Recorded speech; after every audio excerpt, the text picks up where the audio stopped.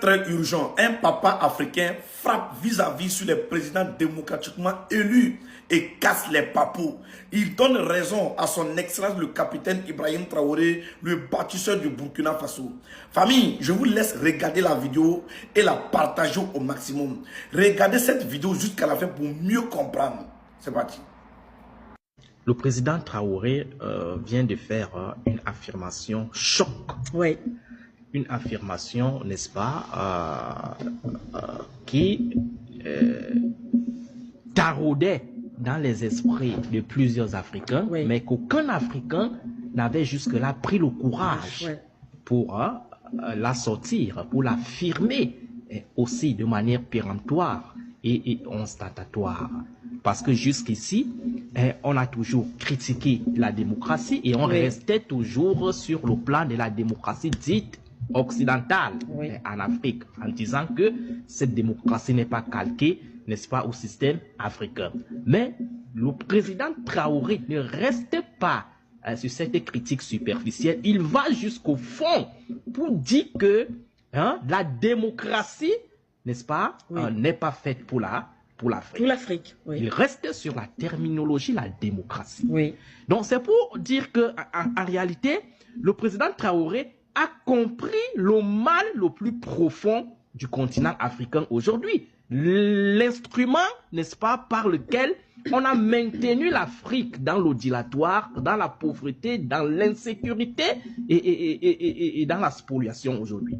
Le président Traoré est en train de vous dire qu'en réalité, le choix des dirigeants africains doit se faire par un modèle, n'est-ce pas, spécifiquement africain, qui tient en compte les réalités sociopolitiques, anthropologiques et cosmogoniques du continent africain. Oui. Ça n'a rien, ça ne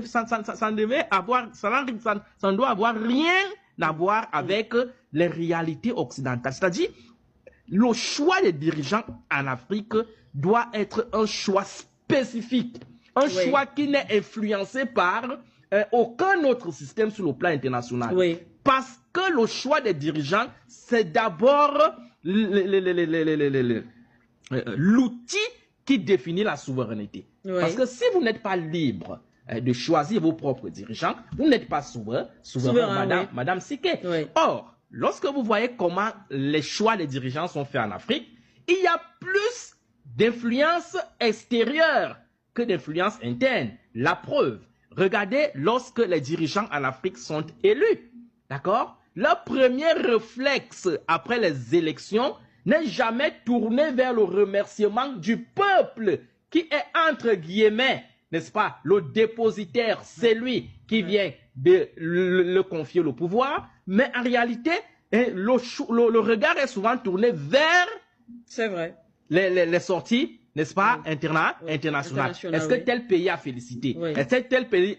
Tant, oui, que la communauté internationale dite autoproclamée ne s'est pas encore prononcée sur votre élection, les dirigeants africains restent toujours pantois jusqu'à ce que cela arrive. C'est la preuve palpable qui montre que la légitimité de ces dirigeants en réalité ne vient pas du peuple. Comme le dit entre guillemets cette démocratie qu'on a longtemps appris à l'école en disant que c'est le pouvoir du peuple, pas le peuple et pour le peuple. Oui. Mais en réalité, c'est une légitimité qui vient de l'extérieur, oui, qui vient des bailleurs de fonds.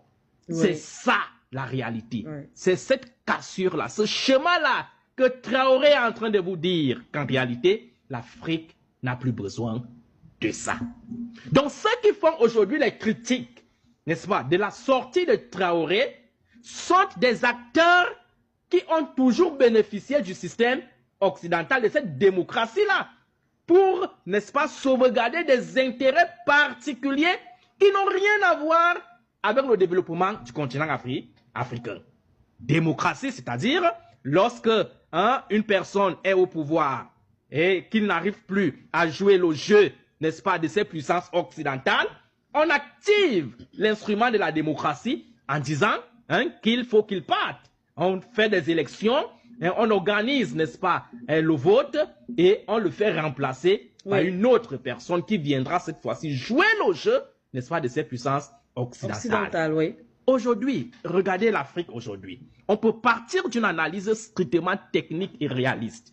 Si la démocratie était un instrument de développement des États, mais l'Afrique, le continent africain aujourd'hui a presque 65 ans des indépendances.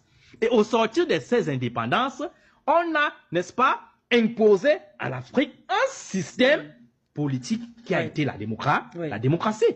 Dans tous ces pays aujourd'hui africains, après les indépendances, il y a eu, d'une manière ou d'une autre, des élections.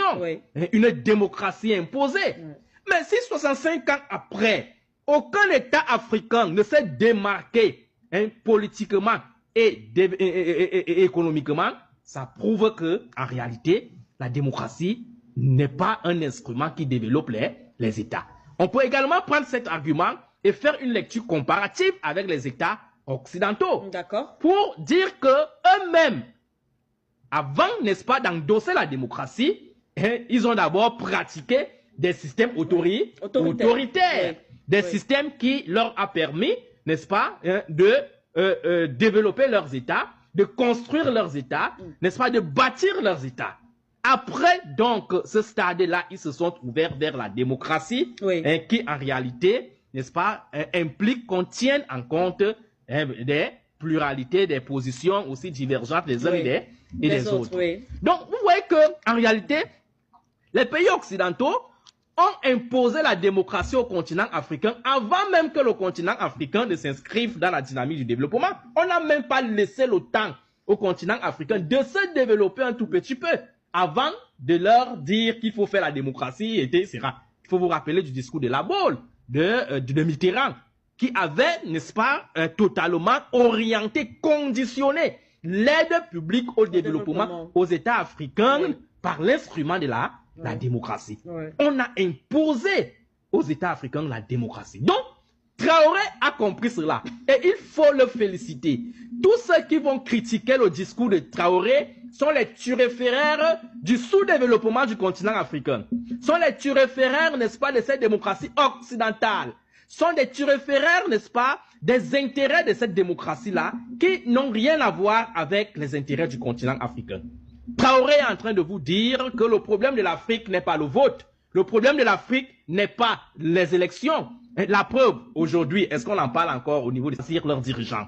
Pas du tout. En réalité, c'est pas que derrière ce jeu se cachent des intérêts manichéens des États. Donc, Traoré est en train de dire que les États africains aujourd'hui doivent revertir leur souveraineté, leur indépendance. Lorsqu'on est indépendant, on choisit ses dirigeants comme bon le semble. On n'a pas besoin de dire qu'on doit faire ceci parce qu'on veut plaire à telle personne, mais on agit conformément à notre environnement, conformément à nos intérêts, conformément à notre système politique. Traoré est en train de dire davantage que l'Afrique, en réalité, peut définir son modèle, n'est-ce pas, de choix des dirigeants, sans toutefois passer même par les élections, sans toutefois même passer par le vote. D'accord? Il y a une manière aujourd'hui de définir une légitimité qui soit propre au continent africain et qui soit vraiment réaliste. On peut prendre par exemple l'exemple de Kadhafi, et par exemple à l'époque en Libye. Là-bas, il n'y avait pas les élections au sens occidental du terme, mais il y avait une légitimité réelle en Libye. Les populations se reconnaissaient, n'est-ce pas, en ces autorités. Il y avait une sorte de liaison entre le peuple et les dirigeants. Est-ce qu'il y a plus légitimité, Madame Siké, que de se reconnaître dans les actions de vos autorités? Lorsque le peuple se reconnaît dans les actions de vos autorités. Est-ce qu'on peut aujourd'hui dénier au Burkina Faso une légitimité politique? Pas du tout. Il n'y a pas une légitimité qui dépasse celle que nous voyons aujourd'hui au Burkina Faso, celle que nous voyons aujourd'hui au Mali et celle que nous voyons aujourd'hui au Niger. Il n'y a pas une légitimité qui puisse dépasser cela. Je parle ici avec autorité parce que je suis davantage politologue et je sais ce que c'est que la légitimité. D'accord? Donc, cette légitimité construite que les pays occidentaux ont imposée au continent africain, c'est une légitimité instrumentalisée et instrumentalisable. D'accord? Face à laquelle on doit aujourd'hui tourner le dos. Le président Traoré a indiqué, n'est-ce pas, le cap. il a sorti le mot que plusieurs chefs d'État ne voulaient pas en sortir jusqu'ici, et même plusieurs analystes. Parce que même nous, sur les plateaux, on se limitait sur la démocratie occidentale en disant qu'elle n'est pas calquée pour l'Afrique, elle n'est pas ceci. Mais Traoré est en train de vous dire que ce qu'on appelle démocratie, en réalité, l'Afrique n'en a pas besoin pour le moment. Peut-être elle arrivera un jour, mais pour l'instant, dans le contexte actuel du continent africain, lorsque vous prenez, n'est-ce pas, le contexte économique du continent africain aujourd'hui, l'Afrique n'a pas besoin de la démocratie.